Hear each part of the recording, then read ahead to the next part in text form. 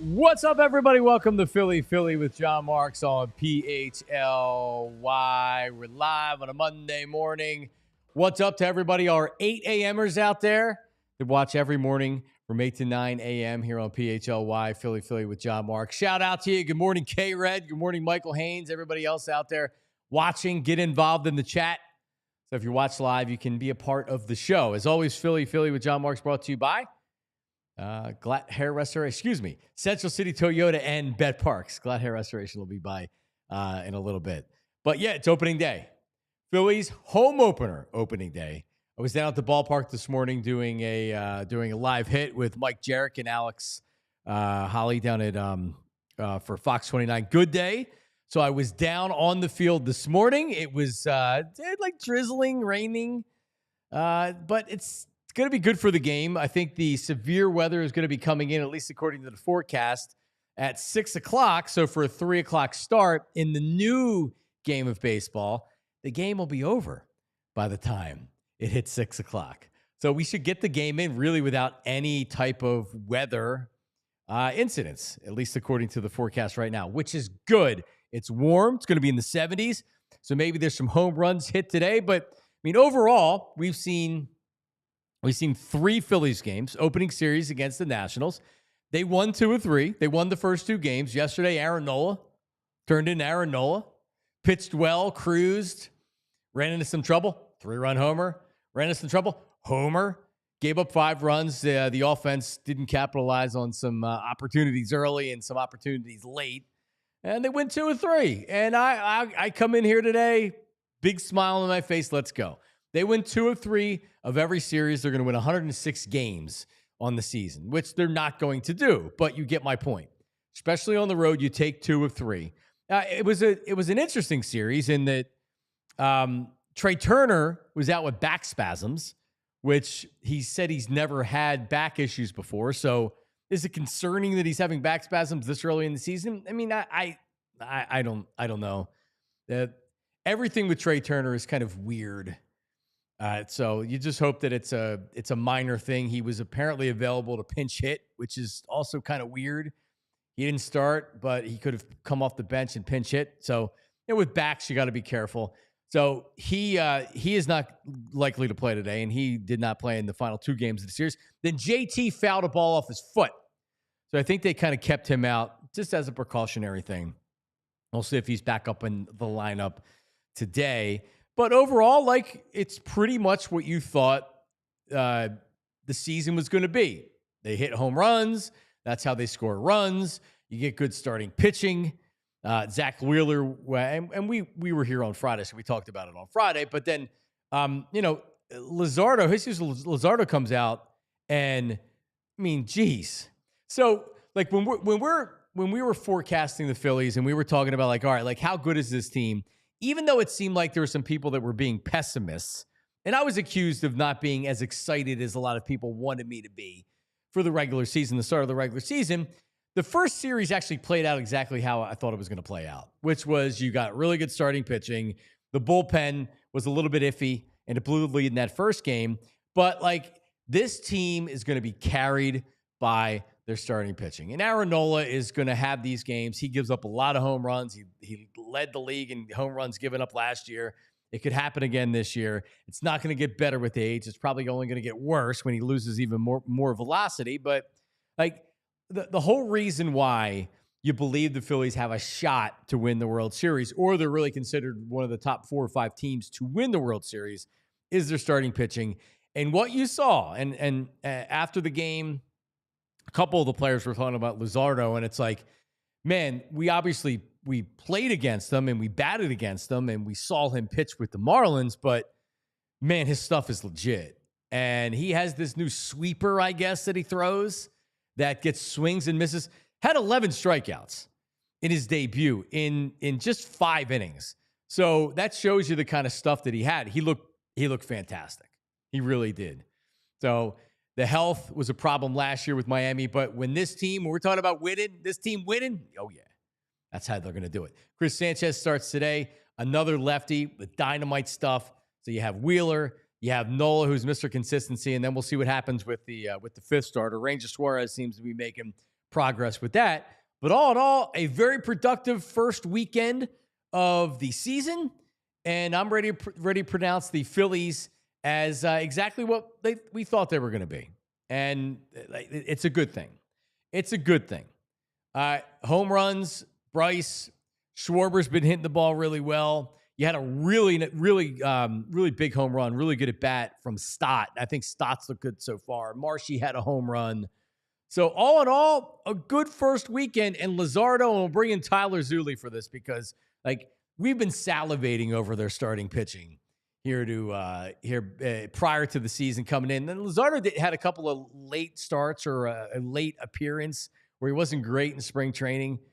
But man, Tyler, he was dynamite on Saturday. And that stuff, that is the swing and miss stuff that you want your starting pitchers to have. Yeah, he was excellent. And you bring up the sweeper, and if you don't mind me nerding out for a second, what I love about the fact that he added the sweeper to the mix is now.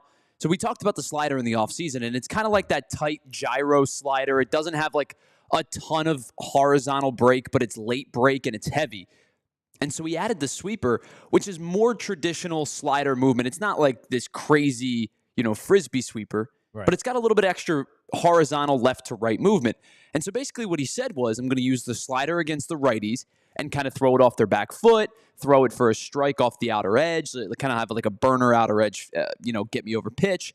And then he said, I'm going to take the sweeper and use that as more of a traditional slider against the lefties and bury it away. When you have both of those pitches and they're both effective, you can throw a breaking ball to both sides of the plate. And that's where it gets really exciting for Luzardo because the changeup's really good. The fastball's power. You could see his velocity was up on all of his pitches from a year ago. I just thought it was a really excellent start. Now, he did throw a lot of pitches, and that's kind of the book on Luzardo is he throws a lot of pitches to get you through 5, get you through 6. But if he's going to strike out 8, 10, 12 batters over 5 or 6 innings pitched and limit the damage like he did on Saturday, it was an excellent first start, and I think I'm really encouraged to see that the velocity was back, and the addition of the sweeper was awesome to see. Yeah, oftentimes strikeout pitchers throw a lot of pitches because they're getting balls fouled off. You think about it, John. If what he strike out 11, I think it was. If you strike out 11, right there, just baseline, that's 33 pitches. Yep. So you think about just take away the balls, take away foul balls, take away pitches put in play. 33 pitches, but basically a third of his pitches were attributed to his strikeout total. Yeah. You're going to run high pitch counts when you strike out a lot of guys like that. Yeah. You not everybody's efficient as Zach Wheeler in getting a lot of strikeouts and not throwing a lot of pitches. So you get a little bit more seasoned and you realize hey, maybe I played a contact a little bit more just to reduce the amount of balls that you're throwing, but really all in all, an excellent start to the weekend. Did you know that? So in his 11 strikeouts in his debut is the most strikeouts since who threw 12 strikeouts in 1997. And you would never guess this. So initially, saw it because they brought it up on the broadcast too. My first thought, remember that Vince Velasquez start against the Padres? But that wasn't his debut. Right. He had 16 strikeouts. Yeah, it was unbelievable. We all thought he was like the Cy Young waiting to happen. 97. You'll never get. I would have never. I'm just trying to think was it is it part of the group of the Robert Person, Randy Wolf, Omar Dahl teams? Because Dahl was later because he was in the trade for Schilling. I believe he came from St. Louis was where he was before. I don't even remember how they acquired him. And he was also, from what I remember, he was kind of like a big mouth knucklehead a little bit. So he actually came from the Orioles. He went to the Cardinals. Yeah, How about that, nothing. Garrett Stevenson? Yeah, you could have given me 1,000 guesses. I would have never gotten it. Me too. Yeah, 12 strikeouts in 1997. So there you go. He had 38 his whole career. Yeah. Yeah. Apparently he didn't pitch in a series because he punched a Giants fan or something following the game. I don't know.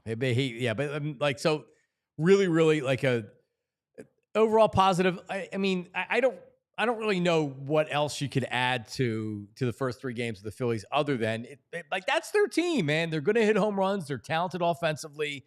They should beat up on the inferior teams just with their starting pitching. And what you saw out of Aaron Nola, I vow this season, and just so everybody knows with me and Aaron Nola, I didn't love the Phillies signing Aaron Nola to that contract. I would have been okay if they would have let him walk via free agency. I understand why they signed him. He was a draft pick. He's a former first-round draft pick. He's probably going to be a lifetime Philly or darn near it, a lifetime Philly. So like they signed him. He's a safe signing. He never is injured. Like the thing you worry about is what does Aaron Nola look like 4 years from now when his fastball is down to 90 or he's throwing 89, right? Like, because you see what happens when his command isn't there, when his stuff is flat. It's been going on for years. He's going to give up a lot of home runs. You hope there's solo home runs, but he did. He ran into trouble, home run. Ran in a little bit of trouble, home run. By the way, like Josh Bell is the new Philly killer. Like he's the new annoying. He's not really good against anybody else, but anytime the Phillies play him, look out. He's hitting home runs.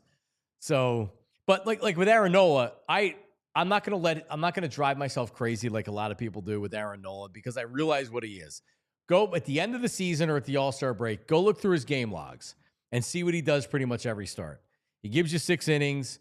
He's going to give you 3 runs. His ERA is probably going to be closer to 4 than it is to 3. And you need guys in your rotation that can eat up innings. So, like that's what he's going to do. What's the Josh Bell stat that had there, Tyler? Josh Bell has faced the Phillies 72 times in his career. He has 64 hits, 16 home runs, and 54 RBI. Come on. I mean, he's basically driving in a run almost every game. He's picking up a hit almost every game. Like he's killed the Phillies in his career. And I thought the Phillies did a decent job the first 2 games against him. And then, he runs into a high fastball that really didn't have any velocity. And, he crushed it. And that's what he does. He's been a fastball hitting power hitter for years. If he's looking for it and you leave him a meatball, especially against the Phillies, he's not missing. Yeah, at least the Phillies aren't doing this. For years, the Phillies would say, we need to trade for that guy at the trade deadline because he kills us. And then he kills you as a member of the Phillies because he does nothing. They traded for Jeff Conine. Jeff Conine is the big one. Kill the Phillies. And they traded for him when was that? It was like Larry Bowa years, Jeff Conine, when they were trying to make the playoffs. And he came in and he was terrible, Jeff Conine. This portion of the program brought to you by Glatt Hair Restoration, GlattHairMM.com. You can text or call 610-980-4000, 610-980-4000 for more information on Glatt Hair Restoration. I will say, by the way, you bring up Jeff Conine. His kid looks like he can play a little bit. Yeah, he does. Griffin Conine made an excellent play the other day in Miami. Looks like he's going to be a decent ball player. I love these second generation, the kids of players that we watched growing up. All right, opening day today. I said I was down at the park earlier. It brings back so many memories from. I don't think I ever went to an opening day like with my dad. My dad, we would go down the games over the course of my life. We had like a Sunday plan, and then we didn't have tickets, and then we had after 1994 we had tickets after the 93 season. So like as far as season tickets, we occasionally would have a partial ticket plan. But other than that, we would just go down the games. I have ticket stubs from as early as 1980 from going down, which is pretty cool. But I used to go down. I don't know if it's still a thing because I haven't actually. My daughter Gianna's here in studio with me today. But I used to get the yearbook. Every year I would look forward to getting the yearbook. You go down, you buy the yearbook, and you read the whole thing before the game's even over. And then you take it home and you bring it out, and it has all the players' wives and families and like a short blurb on it. And I don't know. I was always a yearbook guy, and I know they still sell them. I guess I should start buying them. But I don't think I ever really went down to an opening day until I was old enough to realize that, I can take the train from Willow Grove and go right down to City Hall. And then from City Hall, I can jump on the subway. Because we would either from Willow Grove where I grew up, we would either drive down to Fern Rock, which is, like a 15-minute drive. And then we would take the Phillies Express from Fern Rock, or we would just drive down to the game. So like being able to walk to the train station and then take Fern Rock take it all the way to City Hall. And then we jump on the subway at City Hall and go to a game. It was in 9th grade that I don't know if it was a friend or somebody's older brother's like, yeah, you can go down to the game. So instead of being a bad son, a bad child, a bad teenager and not telling my mom. I told my mom, I'm like, listen, we're going to go down to the Phillies game. And she's like, okay. Imagine today, and your son's very young, but my daughter in like 5 years, 6 years saying, hey, we're going to take the train down to the game. Yeah. Well, it's funny. Like my parents, you tell the stories all the time. It was like, well, you go outside and when the street lights came on, it was time to come home. Right. And you knew that was dinner time and whatnot. And it's funny, every generation, it's like, all right, you're not doing something like that until you're a little bit older. Like, because I probably would not have been able to do it until I was later in high school. You know what I mean? Like 16, 17, 18, maybe even had my own car at that point. Yeah. That I don't think I would have gotten away with it. But I do remember like being kids is like, all right, go ride your bike, just whatever. Just be safe. We trust you. Yeah. And it just like it backpedals a little bit each generation. Well, we also, instead of going right down to the game, we went on Market Street and got beepers because that's what you did at the time. Well, you get the beeper because they'd be like, you 18? Like, yeah, I'm 18. Yeah, of course. Like, okay. Yeah, you get to the point where you're like, we're going to the game. What are you doing before? Don't worry about it. Yeah, I went to the gallery, got some stuff or whatever. Yeah, so that's like when I think of opening day. Obviously, the home opener's awesome, and I've been to many since then. But as a kid, figuring out like I can go to opening day, this is awesome. This is awesome. So now Chris Sanchez on the mound today. The Rockies come into town. We'll talk more about it. Bob Cooney's going to join us here in less than 10 minutes. We'll talk Phillies. NCAA tournament. Villanova makes a hire. And just quickly on the tournament, I mean, I'm not going to sit here and tell you that it's been an exciting tournament and you have all chalk. Honestly, like one of the reasons I don't fill out brackets is A, I don't enjoy it, but B, all I end up doing is picking chalk or I'm like forcing something else. Well, if you picked all chalk, you're probably winning your bracket right now because you have 4 number 1 seeds, Auburn, Florida, Houston, and Duke.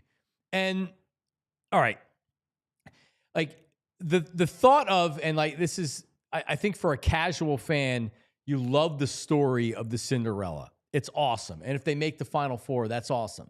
But if you get a George Mason or you get a smaller school with a smaller fan base, it's great for the casual fan that thinks it's a great story. But isn't it better for TV as far as how many viewers you have if you have the bigger schools? Doesn't Auburn have more fans than George Mason? Doesn't Florida, you know what I mean? Like Florida, Houston, Duke. If you have larger fan bases and larger universities, aren't you hoping that all of those fans are watching? I don't know. I don't know if Cinderellas, if they're in the tournament, more people are tuning in. Maybe if there's like one Cinderella and the rest chalk, that ends up working out. But it's not they're not great storylines that you have Auburn, Florida, Houston, Duke. I'm telling you what, like they're the best teams for sure. I think I would take Duke to win it all at this point, just based on what I've been watching. Well, I've enjoyed. I think the best formula for success of the tournament in terms of enjoyability is Cinderella's in the opening weekend, right? To win game 1, maybe to get to the Sweet 16, and then from there, I think you start to think about the good teams, right? And these 4 teams that are playing in the Final Four, like if you look at all of the metrics, the KenPom rankings, and all of that kind of stuff. They're the four of probably like the 6 best teams, throughout the entirety of the season. So I think it all worked itself out in a way that may be boring for people, but it also provides you with a Final Four that you've got, a multitude of future NBA players. You've got a multitude of deep teams with good coaching staffs. And so I think it ends up playing itself out in a way that maybe it is considered a little bit boring because it's chalk, but you are going to get 2 really good games in the Final Four. Last year was it last year that FAU made the Final Four?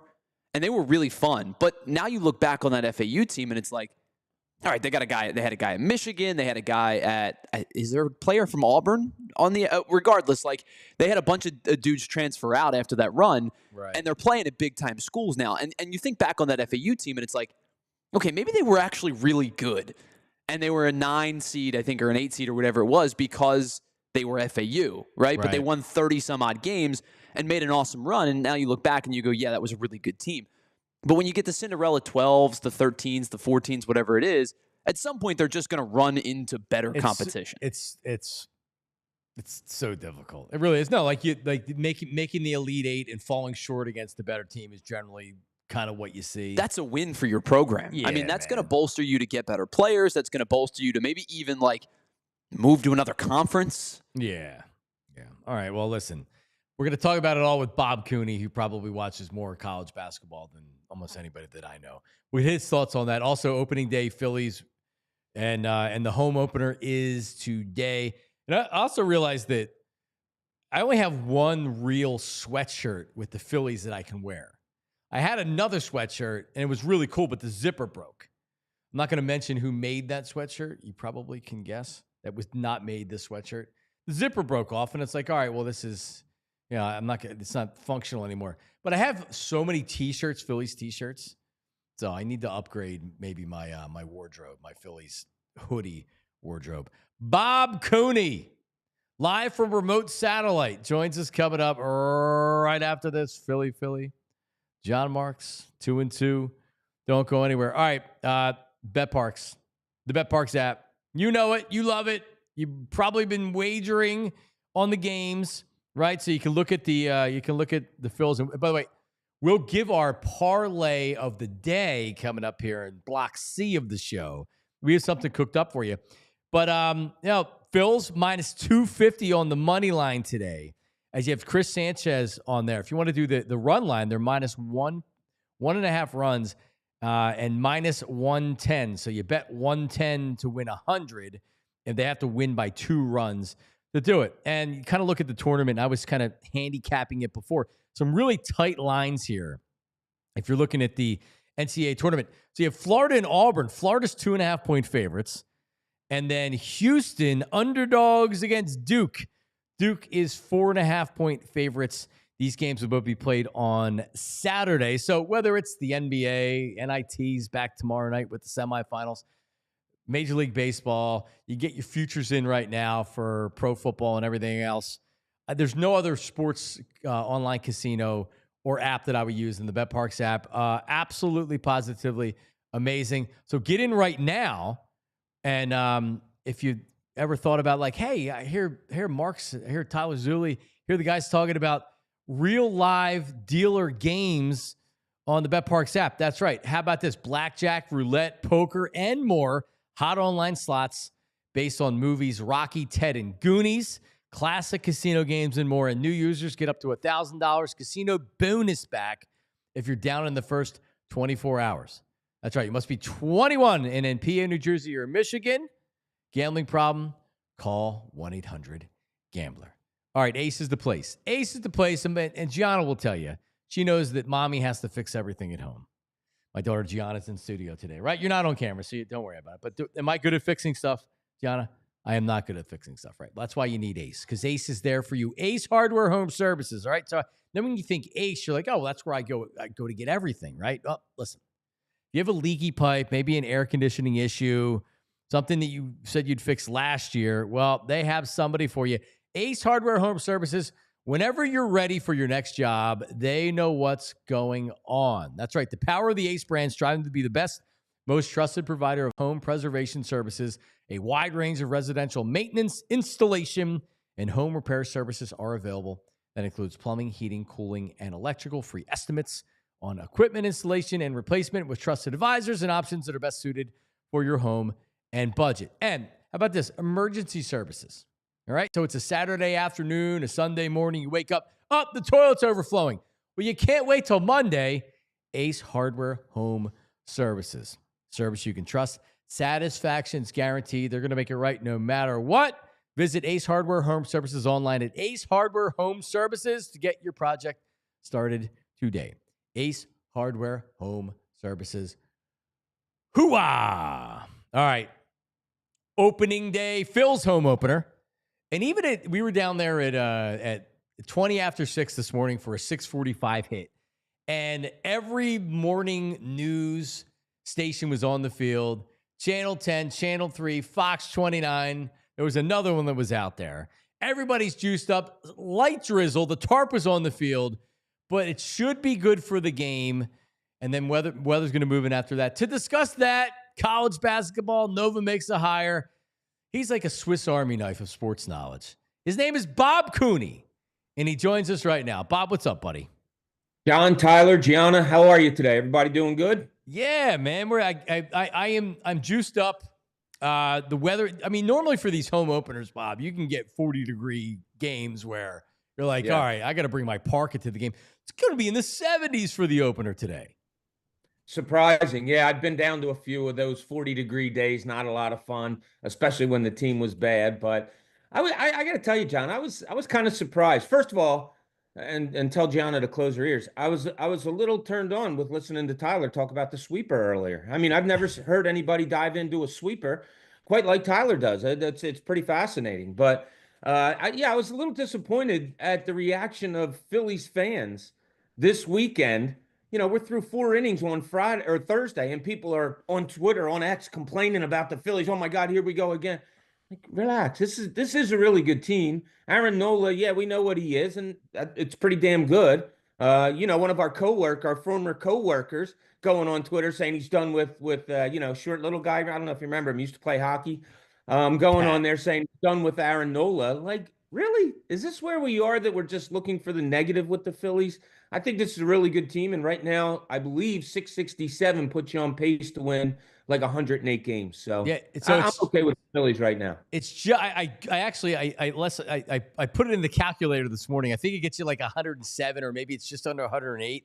But yeah, I mean, isn't the first 3 games of the season kind of what you could expect from this team?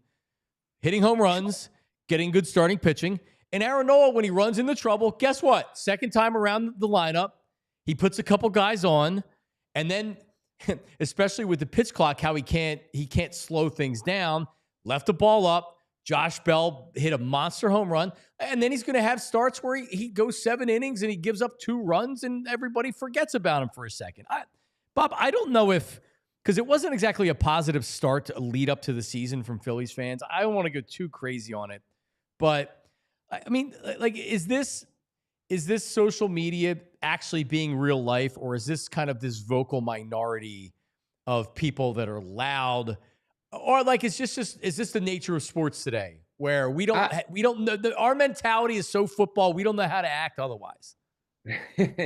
I think there's a perfection attitude when it comes to fans anymore. I don't know, you'll have an NBA player who isn't 5 out of 5. Well, let's harp on that 4th thing that he can't do. He can't shoot foul shots, or something like that. It's a perfectionist society that they want others to be. And especially when it comes to sports teams. And perfection is something you always aim for in sports, John, as you know. But it's not something that's going to be obtained. What you're trying to do is become as good as you can be by trying to strive for perfection. And, we're going to look back on Aaron Nola in years to come, or a lot of people will, and say, damn, I wish I would have just watched his career the way it was, as opposed to having these feelings in my head while he was pitching. But, when he hits the guy on the toe and barely hits him and the guy goes to first, I'll be honest with you. I was sitting here watching it. I said to my wife, "Uh-oh," and I went outside to put out the trash. Come back in, it's 3-0. And that it is what it is. But look, this Phillies team is a lot of fun to watch, and it's a good team. And I just hope everybody embraces that. Well, if you look at 4 of the 5 starters here, if you make Painter the 5th starter, or with Ranger, but right now, high velocity Zach Wheeler, killer stuff. High velocity Jesus Luzardo, killer stuff. High velocity Chris Sanchez, who starts today. Nola's going to contrast that, right? And when he doesn't have his command and he leaves balls up and like he makes a mistake, like he's the model of consistency. So when he's not pitching great, or he does what he does yesterday, you get a lot of the vocal people. When he just does what he normally does, people don't say anything. And by the way, he's got the perfect personality to handle pitching in a city like this. He shows no emotion. It seems like he takes everything in stride. So like he's perfect for this. He's perfect for this pitching staff. You need guys that go 190 innings every year, and he does. Yeah, he does. And there is something to say for you're so right. That even keel personality that he seems to have and all that. Well, the fire, I think, comes when he lets up a base runner, when he walks somebody, when he lets up a base hit, because, you don't see it externally because he's so even keel, but internally there's something there because we see him slow down. We see the pitch clock get to 1 and you're like, throw the ball. And he does. Internally, I think when he gives up a base runner, he gets on fire and he's got to calm himself down. And look, that's a competitive nature. I don't mind that a little bit. I love that in an athlete to be that competitive that he gets pissed off that he lets up a base runner. Now, if it affects his pitching, sure, then that's when you get a little upset about, okay, calm down. It's only a base runner. But I'll take Aaron Nola, 9 out of 10 days a week to be on my staff. No questions asked. One more thing on the Phillies, and I want to bounce around with you a little bit. I was thinking about it this morning when we went to the stadium, and just for one game a year, I wish Veteran Stadium was back, so I could walk into the vet. Like I was thinking about it today when I was talking about going to opening day for the first time by myself. I'll never get the smell of Veteran Stadium, the stale beer and the peanuts, which after years you couldn't get rid of, and taking that long walk up the ramp to get up to the upper levels. And I don't know, I guess you were covering the Phillies when they were still at the vet, but one game a year I'd like to go to Veteran Stadium and check it out. Yeah, one's enough. Maybe one game every other year. Yeah, it was great. Look, that's where we grew up. That's where we watched the Eagles, the Phillies, all that stuff. All the things you mentioned, totally accurate. There was another smell in there, which we probably don't want to say what it was this early in the morning, but that was definitely deemed in, whether it was human urine or some kind of rodent urine. That was all there too, but it was our garbage dump, right? It was ours, and it was cool. But I will say, when they built this new stadium, Citizens Bank Park, and I'm a big fan. I have family in Baltimore, so I was down in Baltimore a lot to see games growing up, and when they built Camden Yards. Oh man, I was all for this new park, and I love Citizens Bank Park. It's probably my favorite of all, and I'm a little older than you guys, of all of them that I've seen growing up, and that goes back to JFK Stadium, all that. Citizens Bank Park is my favorite. Well, quarter century now, right? This isn't, but it's still a great. So I agree with you. Camden Yards, that was the first of the new retro style throwback ballparks after the concrete jungles that they built in the 70s. And Camden Yards to this day is still an amazing place to go see a baseball game. So I love Citizens Bank Park. I agree with you. It's great. I do too. Love it. Quick answer on this. I want to get to basketball and Nova. I don't believe that they're going to ban the tush push. But it seems like that there's spirited discussions happening down at the owners' meetings. I believe it will end up being banned, or they'll create a rule where they can't push the quarterback from behind. But how do you look at it? Because anybody could do it. The Eagles are obviously the best at it. No one even really tries other than the Bills and the Eagles. But you think that they can get to 24 votes this year? And what's your opinion on everything? I don't know. It all goes back to this, John. Like when baseball changed the shift rule because of the advantage and because it just made for kind of bad baseball. I was one guy, I think I talked to Tyler about this at length one time. I said, look, isn't that the essence of sports, where you're trying to gain an advantage over your opposition? Isn't that the essence of what a coach, of what a player is trying to do in every sport? And that's gain some kind of an advantage over your opponent that will lead you to victory. Like that's the essence of sports, right? And you take that away with the shift. And I understood it. I didn't like the shift, but I started to think to myself and expressed out loud, well, if we do this on the shift, what's not to say somebody invents, say in basketball, a better play than the pick and roll, and it works all the time? No, can't run that. It works too well. Who's going to say that you're not allowed to shoot? Are 4-point shots going to come into play now? Like these rule changes, it's weird. The tush push, they invented something that they can do really, really well because of a quarterback that has, the ability to squat 600 pounds, because of an offensive line that's just unbelievably good. Is it boring? I don't think so. If I watched another team do it against a team I was rooting for, what would I say? Would I say stop? No, I'd say to my defensive coordinator, can we figure out a way to stop that? Like, why is it working all the time? Figure out a way to stop it. The push from behind, I kind of don't love that. Like, even when running backs are running downfield and you got offensive linemen pulling them and pushing them into the end zone. Okay, if you want to make a little bit of a rule there, maybe. But I have a feeling it's going to go, but I don't think it's going to be right now. Yeah, I agree with you. And it's something I've talked about before. It actually it's not a boring play. It's intriguing. The fact that what Washington was trying to do to stop it. Otherwise, what play are you running right there? Are you handing the ball off, or you're just doing a quarterback sneak, without them being pushed from behind. I mean, really, like if you look at it, they're just pushing, like you're getting people, you're pushing them from behind. So does that mean that if you do this play, will they be able to push them from behind, but they just can't start behind them? I mean, you're really trying hard to try to stop the Eagles from doing this. And on an intriguing play, I don't think this makes the game boring. I don't think it takes away viewers or anything like that. It's intriguing that no one can stop the Eagles from doing it and nobody else can do it like the Eagles can. That's what makes it intriguing. I mean, anytime this is brought up, all the shows are talking about it locally and nationally. Everybody's got an opinion on it. Coaches have an opinion one way or another. I mean, part of the reason why you love the NFL is you can talk about it year round. And like, these are one of the plays that you talk about in the other.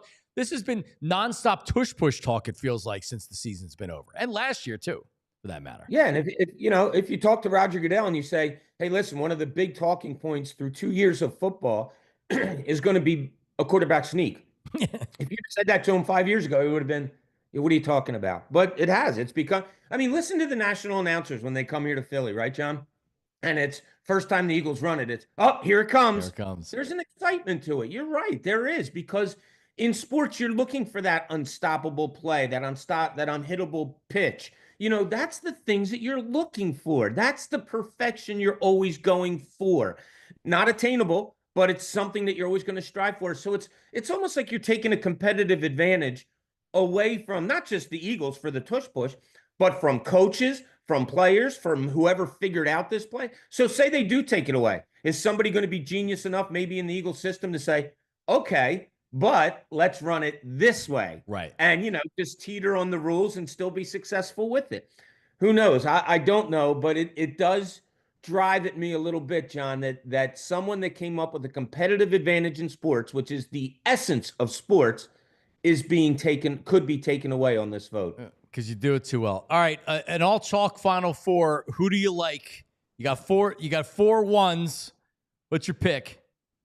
Yeah, I had Florida winning it all. It was funny. I thought I was on with you, but I was on with Anthony, and we talked about it last week or before the tournament started. He and I both agreed that this was a chalk tournament, and it's played out that way. You have about 5-6 elite teams in college basketball, and it just wasn't a requiem for an upsets or a number 8 seed to get into the Final Four or anything like that.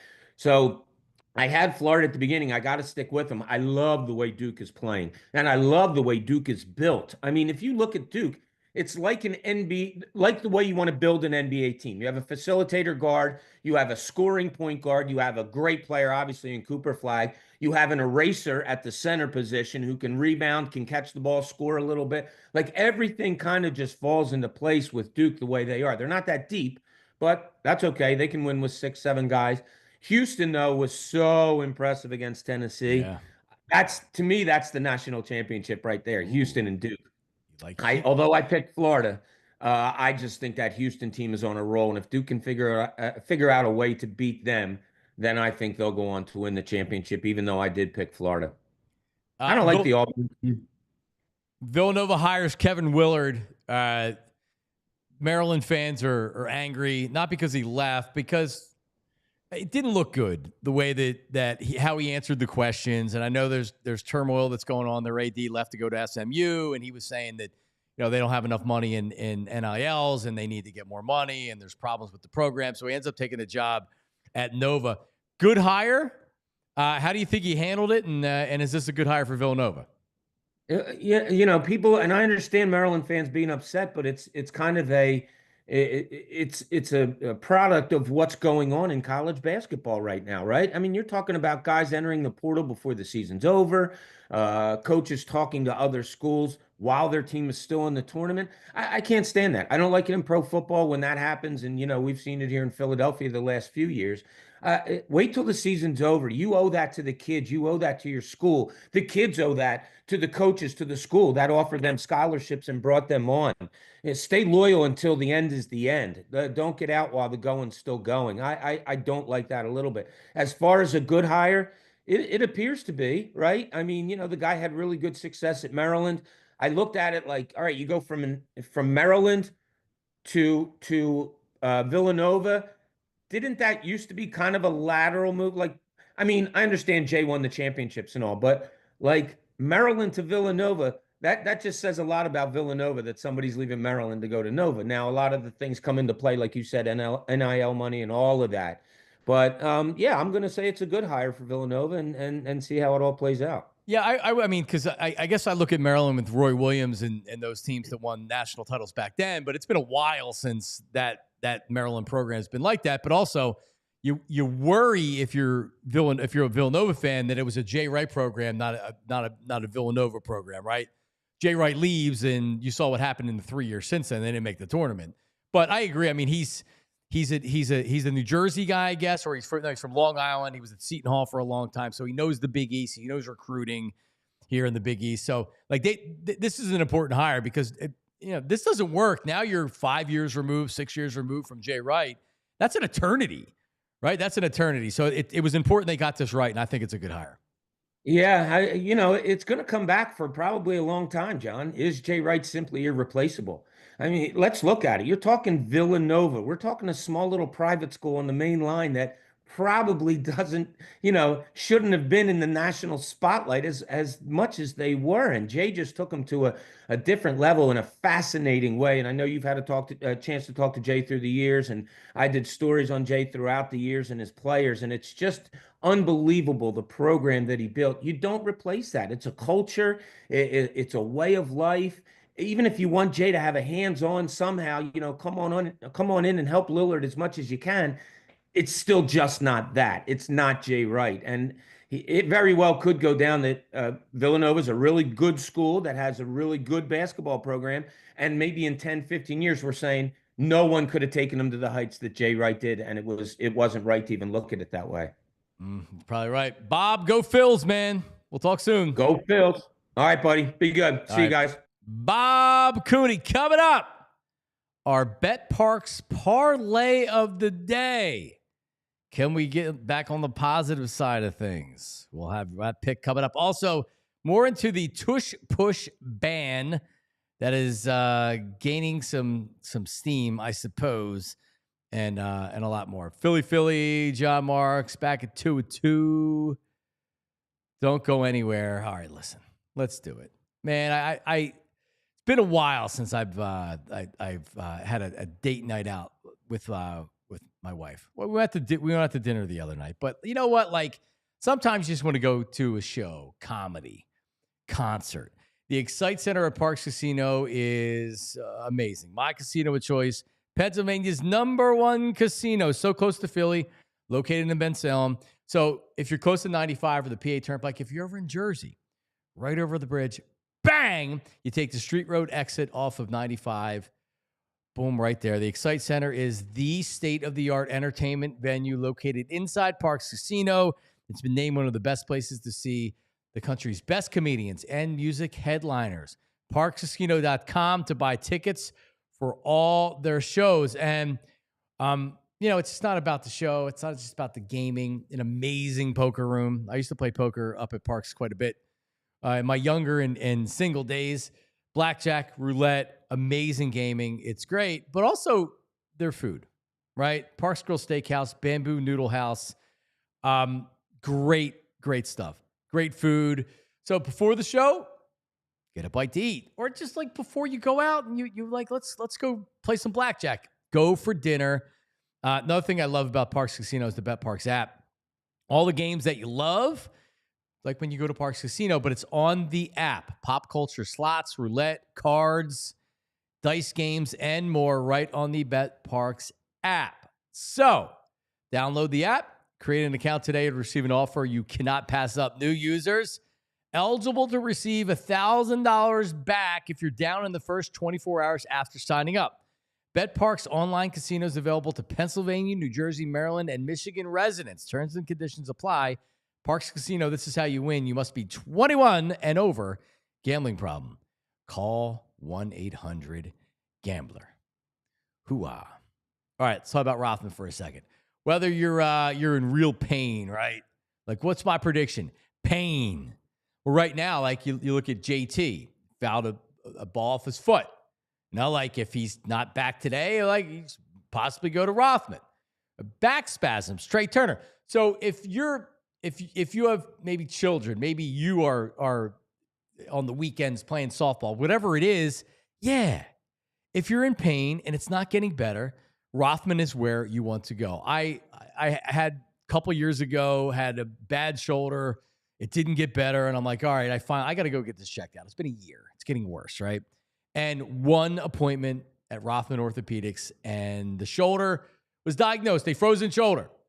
Do physical therapy, not a big deal at all. We don't need to take an MRI. If you want a cortisone shot, I didn't want a cortisone shot, right? 6 weeks of physical therapy, which I did at Rothman in Limerick, and bang, shoulder was great. They discharged me, and I haven't thought about it since until I talk about Rothman Orthopedics. 30-plus locations in Pennsylvania and New Jersey. And we're talking about orthopedic services across the board. Hip, knee, spine, shoulder, elbow, foot, ankle, hand and wrist, sports medicine, physical medicine, and rehab, orthopedic, oncology, trauma and fracture care, medicine, physical medicine. So everything you need, they're your one-stop shop. They have a team for every body part right in your backyard. Rothman Orthopedics, specializing in orthopedics and you. Visit rothmanortho.com/PHLY to learn more and to make an appointment today. Rothman Orthopedics. Hoo-ah. There you go. All right. John, how we doing so far? Good? Yeah, we're all right. Yeah, Gianna is, it's in-service day today, but in April, they have the Bring Your Kid to Work Day. And during that day, she actually has the, whatever they call the standardized test these days. What is the PSAAs they call it? Whatever they call it. So she has to spend the whole day that day doing the tests. When I was in school, it was called the Iowa tests. And I don't know how long it hasn't been the Iowa test, probably for a long time. But yeah, so she is, she was with me today on TV, and then she came in here, and now she's just on her iPad playing some mindless game called Roblox, which, like, we all go through phases. Like Tyler, right now, you like what does your son watch? Oh my gosh, so much Miss Rachel. It's not even funny. It's Miss Rachel and then Dancing Fruit. Those are the two. And that's YouTube? Yeah, it's all on YouTube. Yeah, so what I've learned is that I pretty much don't even need cable anymore. The only thing I really need it for is to watch the games. John, the one Miss Rachel episode that he watches like basically every day at some capacity has like 1.5 billion views. She has a net worth of $17 million. We looked it up the other day just because we were curious. So she sold some of the rights to Netflix, and she has like 1 bazillion views on YouTube and like multi-million subscribers. She has a $17 million net worth. Yeah, I was late to the YouTube party there, Tyler. Man, what did we do wrong? Well, we thought, oh man, the radio was going to be great. Oh yeah, we picked the right business to get into. Bob the Train, my 3-year-old watches Bob the Train. Okay, which is this really bad singing train. Is it different than Thomas the Tank Engine Train? It's different than Thomas the Train. It's essentially phonics. So you're doing like ABCs and other songs. Though Thomas the Train is just like that's just almost like a cartoon that they try to teach you stuff. But yeah, so we just watch, and then you go through the different levels. Like Paw Patrol was a big thing that the girls watched, and then they kind of outgrew that. And then what do you guys watch the most of now? I don't know. Muppet Babies, they watch. Just pretty much mindless TV. Well, it was funny. So my sister is 9 now, and she was a huge Paw Patrol fan when she was a little bit younger. And one day I said to her, "Hey, Paw Patrol movie's coming out," and she goes, "Paw Patrol's not cool anymore." Yeah. And it was like a flip of the switch where it was just like she loved it, and then all of a sudden couldn't care less. Not cool. Not like we were at the King of Prussia has this thing called Bluey Camp. Yep. She loves Bluey. And we went to, we went to actually yesterday. So it's my 9-year-old, my 7-year-old, my 3-year-old. And my oldest Gianna is a sweetheart. So like she enjoyed it. But Lena, my 7-year-old, is like kind of rolling her eyes at a lot of stuff. Because it's really meant for like, there's a lot of 3-year-olds, 4-year-olds, 5-year-olds, whatever. So you could be a little bit older and you're good with it. But it's also meant for probably a little bit younger. Well, and I will say this: I'm sure you've watched your fair share of Bluey over the years. Sure. Of the kids shows, of the cartoons and the kids shows, I will say Bluey's probably in the upper echelon of good content. No, it's very well done. Because like I was sitting there the other day, we were watching it with my son, and he's 5 months. He just wants to see the colors and the screens and stuff, right? But I was sitting watching it, and I'm like, this is actually not too bad. Like, compared to some of the stuff that's on, like, no, it's funny. This was actually pretty good. No, it is. It's funny. You can watch it. But before Bluey, there was like Mickey Mouse Clubhouse, which is just horrible. I'm not a fan of Mickey Mouse at all. At all. If you watch Mickey Mouse Clubhouse, he's a narcissist and he's selfish. He only cares about himself. He doesn't care about anybody else. It's all about Mickey. Mickey. All about me. Poor Minnie. It's really unbelievable. Wow. Okay. So the Tush Push. So I'm looking at sources. This is last night. The Green Bay Packers' proposal to ban the Tush Push has support within the competition committee. Another source that I'm reading from ESPN.com right here. Oh, we have the parlay. I'm sorry. You're right. So let's do the parlay and let me finish this. Another source with direct knowledge of the competition committee thinking said the proposal would be hotly contested among coaches, general managers, and owners as they gather for league meetings this week. Let's do our parlay of the day, and then we'll finish off with this. It is our Bet Parks parlay of the day. All right, so right now we are plus 84. So we hit one parlay, and then we lost on Thursday, we lost on Friday. So we're currently plus 84 units. Tyler gives his leg. I give my leg. Tyler, what do you got today? Yeah, so I'm actually going to go to the Phillies game today because I think that there is an opportunity for the Phillies to score a ton of runs in this one. German Marquez has made one start in the last calendar year. He's made 5 in the last 2 seasons. He's been often injured. He's had a lot of injury problems over the last couple of seasons. I also just don't think his stuff is as good as it once maybe was. I think they've got diminishing value on him at this point. The Phillies as a whole are hitting 368 against Marquez over the course of his time in the big leagues, and I think that the Phillies have an opportunity to jump on Marquez early and score some runs, especially with him being a right-handed starter. So I'm going to go to on Bet Parks. You can not only bet the money line, you can bet the first 5 innings if you're thinking about maybe them jumping on a starter a little bit. And I'm going to go to the Phillies 5-inning run line. So it's different than the money line. So I'm going to take the Phillies at minus 1.5 through the first 5 innings, and I believe that comes out to plus 120. So I need the Phillies to be up by 2 after the first 5 innings. But I do think there's an opportunity for them to score a ton of runs today. And I think Cristopher Sanchez should pitch well in this one. So I'm going to take the Phillies minus 1.5 in the first 5 at plus 120. All right, and then I got the Marlins-Mets. The total runs is over 8.5. The game is in Florida. The Mets have not played well this year. I think this is the game. So I'm going to take the Mets-Marlins total runs over 8.5. So we're going to put a $25 wager out today to kind of conserve our funds. That'll win $86.50. So 25 to win $86.50. Mets-Marlins over 8.5. Phillies minus 1.5 through 5 innings. That is our Bet Parks parlay of the day. There we go. All right. So, and real fast, Diana Rossini on Friday in her stupid podcast had said there's momentum building towards the Tush Push being banned, which I still call BS on because momentum building could be now 5 teams rather than 2 teams. Regardless, it does seem like that there is more of a discussion going on down in Florida than a lot of people thought initially would be happening. So let me just read from ESPN.com here. It says that the league office staff presented the rules proposals, blah, blah, blah, blah, blah. And 2 sources in the meeting described the back and forth as heated regarding the proposal to prohibit an offensive player from pushing a teammate who is lined up directly behind the snapper and receives the snap immediately at the snap. So it's the quarterback being pushed is what's of issue here, of course. Howie Roseman, Assistant General Manager John Ferrari, and 2 head coaches on the competition committee, Sean McVay and Sean McDermott, gathered in a hallway outside the ballroom to have a private and animated side conversation about the Packers' proposal. Matt LaFleur declined comment. Their GM declined comment.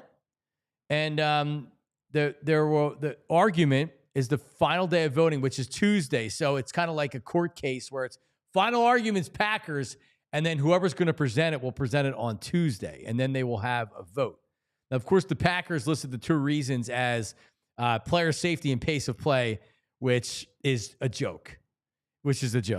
There's been not one injury, and the pace of play is no different than if you're handing the ball off or you're doing a regular quarterback sneak. The difference is, I mean, really the issue is that they can say is you shouldn't be able to be pushed by behind. That should be illegal, which should really be the argument, not that it's a pace of play or a stupid injury. There's no data. There's not backed by any data. So one source said that, quote, it's not about player safety. It's just a different play and it looks different. And there are a lot of people that say that, like, hey, sorry, it's like you can't stop it. Why are we trying to eliminate it? A source with the knowledge of the competition committee thinking said it's a bleep show series in the NFC Championship game, and that's what helped build momentum towards the current rules proposal. So all you have to do is, if you're a team, just go out and just keep committing offsides and keep committing offsides and keep committing offsides. So really, that's what they're worried about. They're worried about that what Washington did, every team's going to do that. And you know what? That'd be a real problem. Because if every team's going to do that, what are you going to do? What are you going to penalize? What are you going to penalize the team for? You're only giving them like an inch, because if you're with the 1 yard line, it's only half the distance. And if it's a play that can't be stopped anyway, what do they care? Right? Even if you automatically awarded it to the Eagles, what do they care? They're going to get it anyway. So, I mean, honestly, it's I don't think it's going to be. And by the way, Tyler and I, we have said this for how long, Tyler, have we said this? That it's going to be banned at some point. It's a matter of when it's going to be. It's probably going to happen. I mean, I think that there's going to be enough, because I think what's going to end up happening, the way that it gets banned will eventually be, I think it'll be like the first injury that actually happens on the play. That'll be the big, and I hate to say that, I'm not wishing injury on anybody, but you know what I mean? Like, they've said, oh, it's an injury play, it's a health and safety protocol thing, and as you brought up, there's been no track record of that. But when somebody does eventually get hurt, because it's football, right? It's a physical sport. It's not because of the play, it's because just something happened in the play itself. Where somebody gets hurt, they'll point to that and say, see, here's the back injury, here's the neck injury, here's the concussion, and that's what they'll point to gain momentum. And I think the retort to that would be, well, a player could get hurt on any play. A player could get hurt on a drop back, on a run play, on a quarterback sneak, on an extra point, right? Like, player could get hurt on any play, but I think that would be the fuel that they would use, would be to say, hey, here's a tangible, real injury that we've seen.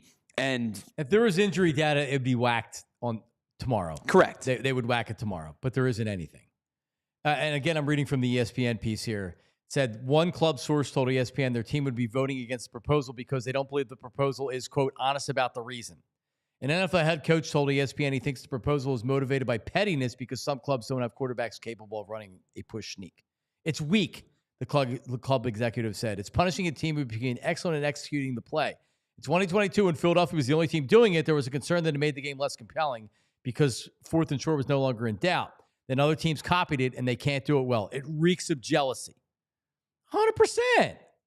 100%. So it's, and I'll stand by this, it is not getting voted out this year. And shout out to everybody that's watching live on TV. Appreciate you. Slide on over to allphly.com to watch the rest of the program because we are entering overtime. Look at that. So I don't, and Nick Sirianni, I don't know if you saw this, Tyler. Nick Sirianni was asked about it, and he said, all I will say, it's about Gannon, Steichen, and Moore. Better vote for it. They're in the head coach position right now because of that play. So all three, I better have those 3 votes right there in the Eagles vote. I know we'll have at least 4. They don't get, I mean, it's the owner ultimately that votes for it, right? I mean, the organization votes for it. But I'm sure that they would have something to say about it. But I don't believe, and honestly, and I'm not saying that because they should be writing about it, and this is the major discussion from the rules. But do we really believe there's going to be 24 votes to do it this year? And I think you bring it up. You say the owners vote on it. And I think, listen, the owner has the final say. And now, like, Jerry Jones is just going to do whatever he wants. But I think most owners will listen to their coaches and their coordinators and say, what do you guys think? Do you guys think that this is an unfair play. So, like, Sean McDermott's been very vocal about the fact that he doesn't like the play. Do the Bills ownership group, it's the Pagulas now, I think, right? Did the Pagulas say, well, we're listening to Sean McDermott, we're going to vote yes to ban it? Like, so I think you're going to hear from the coaches by proxy of what the owner's vote is. And I think there's been enough coaches and coordinators and players and things like that that have said, listen, Aaron Glenn is the most recent one that basically said it's our job to stop it. Right. Like, Todd Bowles, defensive mentality. Yeah, I mean, it's weird because the Bills actually used it. They were the only other team that really used it. And they were effective with it. So if you're the GM. Yeah, because you got a 6'5" quarterback who's strong as you know what. That's what's weird about it. And then McDermott was like, whoa, the injury stuff. There isn't one injury. What are we talking about? They're not being honest. It's not going to be voted out. Next year, I think Washington figured out how to get rid of it. Just blow the play up every time and get called on a penalty, and it'll slow the game down. It'll muck the game up. Everybody will be mad about it, and then the NFL will have to get rid of it. And it'll be bad to watch. Once it becomes bad to watch, it was interesting what happened during the NFC Championship game, but if that's happening every Eagles game, they'll whack it. It'll be gone. It'll be gone.